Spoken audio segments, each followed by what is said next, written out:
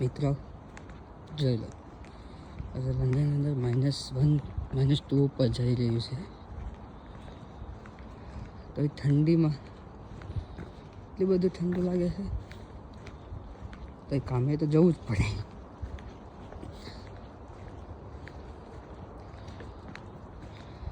બરફ, ગાડી પર બરફ જમી ગઈ છે. 6:20 થઈ છે. હજી તો કચ્છી ઠંડી વધશે એ તો કંઈ નક્કી નહીં.